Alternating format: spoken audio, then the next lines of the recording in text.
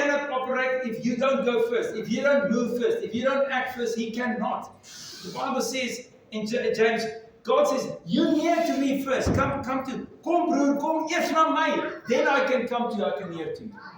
You've got to make it happen. He's not going to. He did everything in Jesus Christ. Now He's waiting for you. We wait on the Lord. Isaiah 30 verse 18 says, we wait on the Lord, but at the last bit of the verse it says, God is waiting for you. You want to put it on there? Isaiah 30 verse 18. So we wait on Him. Waiting on Him has got nothing to do with time. Waiting means trusting in Him, giving our lives over, surrendering or not worrying. That's what it means. Our waiting, that's what it means. That's the Latin word and the Greek word. That's what it means. Therefore the Lord will wait. Now, when God waits, that's to do with time. So He's waiting for you. He's waiting for me. That's time involved. Why is He waiting? Because we're doing nothing.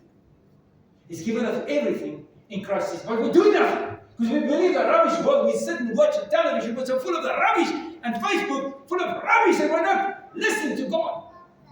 That's the problem, guys. TikTok.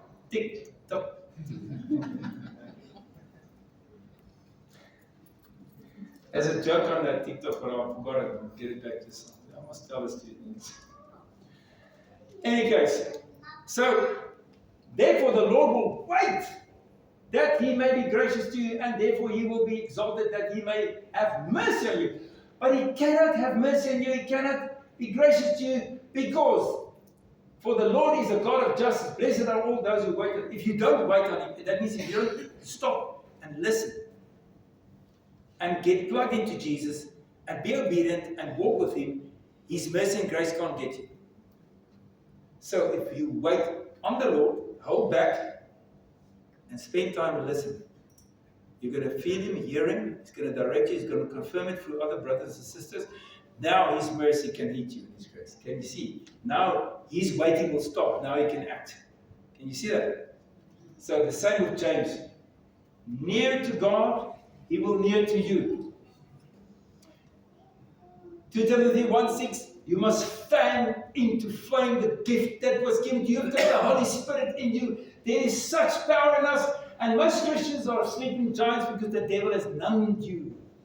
And you've allowed the devil to steal and rob you and numb you. It's a lie. You're full of that power. You must be audacious and step out and make it happen. You're going to make mistakes, but I'd rather make mistakes and get there. Like Peter, I walk on the water and I drowned a bit than Jesus, but he got to Jesus. The rest was sitting in the peanut gallery in the ship looking at him. Because he had the guts to risk his life.